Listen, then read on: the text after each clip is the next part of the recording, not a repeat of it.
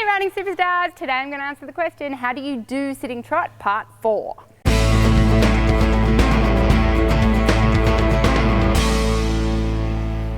Okay, so the last video in our series of how to trot epic is how to use our core. So most of you know in sitting trot it's got something to do, I knew it had something to do with my stomach and something to do with my core, but I didn't quite know what, didn't know what to do, so kind of left that alone. Hands up who does that.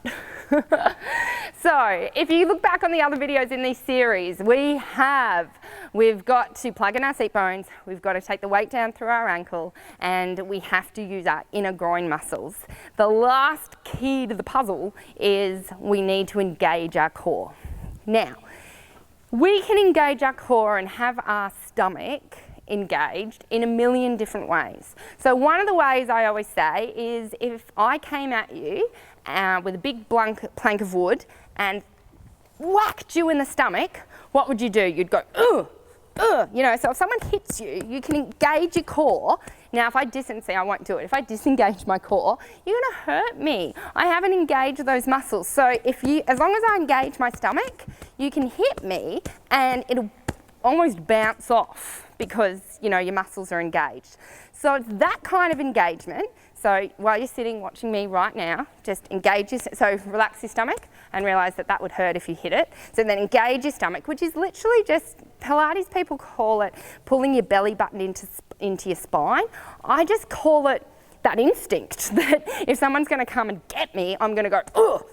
Just that feeling, okay? So it's a pushing out and a you know, so it's not sucking in. It's not, oh, there's a good looking guy. I'm really skinny and I have no tummy. It's not sucking in, that's the wrong thing. It's engagement. It's tensing that muscle. It's creating I call it a seatbelt around. And it's not just your abs. It actually comes through all the way around your obliques, if I'm physiologically correct. And it actually comes out in your back. So if I'm actually going to tense my core and engage my core, my back flares out as my entire core seatbelt muscle.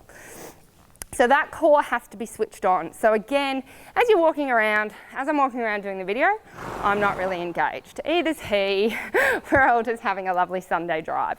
But if I'm going to trot, especially sitting trot, I have to engage my core or I'm going to fall off.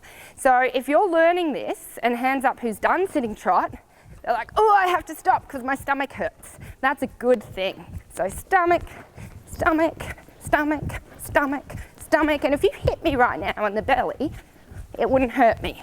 It depends how hard you hit, but my core's engaged. Not at 100%, not at, oh my God, I have to stop and pass out because it's not the same as, you know, when you do an ab curl in the gym or it's not even the same level of engagement as when you do the bridge. You know, when you can show a photo of what the bridge is.